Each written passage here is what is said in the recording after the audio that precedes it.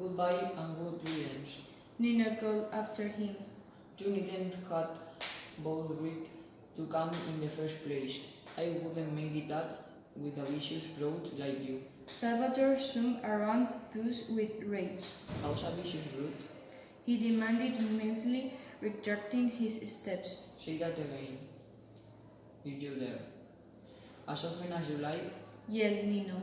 I suppose you think you are too big and thought for anyone to speak the truth to your face. Well, I will. To you and anyone else that cares to listen.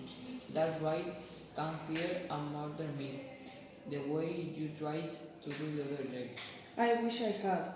Roared Salvatore, cleaning his face.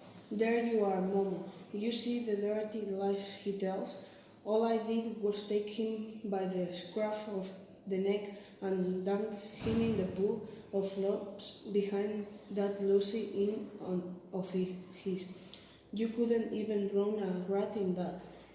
Redressing himself to Nino, he shouted. Yes, you're still alive and kicking, worse luck.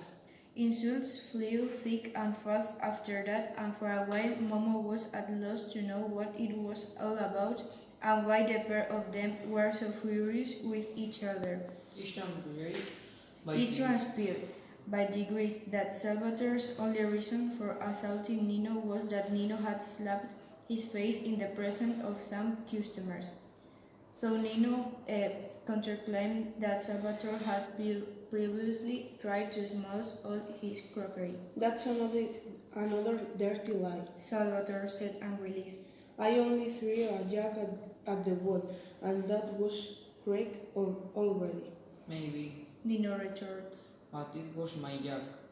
You had no right to do such a thing. Salvatore protested that he had every right, seeing that Nino had cast aspersions on his professional skill. He turned to Momo. Not what he said about me. He said I couldn't build a wall straight because I was drunk 24 hours a day. My great-grandfather was the same, he said, and he'd helped to build the Leaning Tower of Pisa. But Salvatore, Said Nino. I was only joking. Some joke. Roared Salvatore. Very funny, I don't think. It then It then emerged that Nino had only been paying Salvatore back for another joke. He'd woken up one morning to find some words daubed on the tavern door in bright red paint. They read, "This inn is out." Nino had found that just as amusing. The two of them spent some time rolling over whose had been the better joke. Then, after working themselves up into a ladder again, they broke off. Momo was staring at them wide-eyed, but neither man quite knew how to interpret her gaze. Was she secretly laughing at them, or was she sad? Although her expression gave no clue, they suddenly seemed to see themselves mirrored in her eyes and began to feel sleepish. Okay, Said Salvatore. maybe I shouldn't have painted those words on your door, Nino, but I wouldn't have done it if you hadn't refused to serve me so much as a single glass of wine. That was against the law, as you know full well. I've always paid you up, and you've no call to treat me that way. Oh, hadn't I just? Nino retorted. What about the Kirsty Anthony business? Ah, that's floored you, hasn't it? You cheated me right, left and center, and I wasn't going to take it lying down. I cheat you? Salvatore protested, smiting his brow. You've got it the wrong way around.